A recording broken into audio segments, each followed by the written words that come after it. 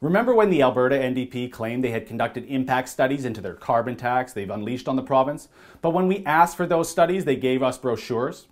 Well, when the federal Liberals introduced their federal carbon tax, we wanted to know if they had done any impact studies of their own. And it turns out they did, and the findings are something every Canadian needs to see. Thanks to an Access to Information packet we received, we now know some, but not all, of the details about the analysis of the federal carbon tax and whether or not it would be a tax per ton like we have in BC and now Alberta, or a cap and trade system similar to Quebec and Ontario.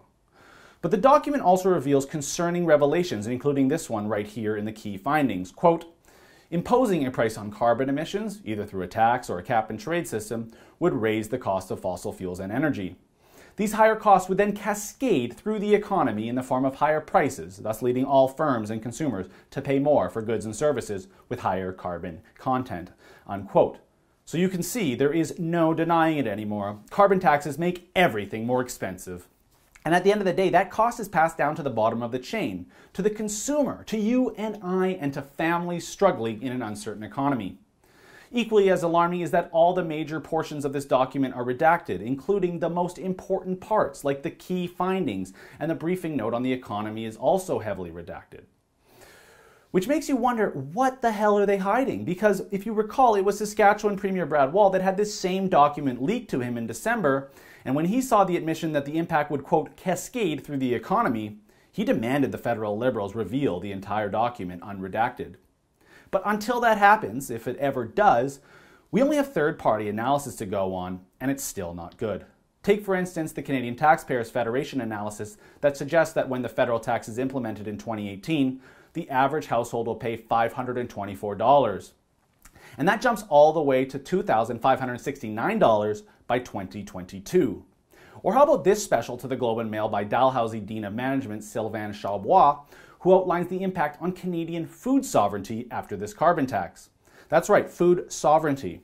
In the article, Charbois describes how it's more than likely that grocers will look to import cheaper food alternatives rather than passing on the cost of the carbon tax on Canadian food products. If we want to talk about the carbon tax cascading through the economy, here is a prime example. Either grocers tack on an extra cost to the consumer for the carbon taxes they pay, or they simply look to cheaper alternatives out of the country, impacting our agriculture and aquaculture industries. And on top of all that, if we are now going to be importing more food, then how does that impact emissions? Well, of course, it's going to mean more emissions because as we bring in more food from further away, the transportation of that food adds the emissions that we would not have had before the carbon tax. All of this will hurt Canadian consumers, but nothing may hurt as much as the competitive disadvantage Canada is about to put ourselves in compared to the US under President Trump.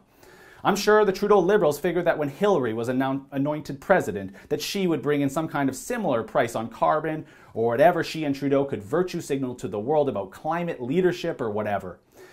But now I fear the Liberals will dig in their heels just to be a counterbalance to the inevitable shift in US environmental policy under Trump.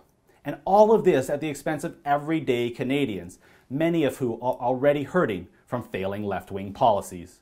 For the Rebel.media, I'm Christopher Wilson. Thanks a lot for watching. You know, we talk about the federal and the Alberta carbon tax a lot on this channel. And so you never miss a video, click subscribe on our YouTube channel.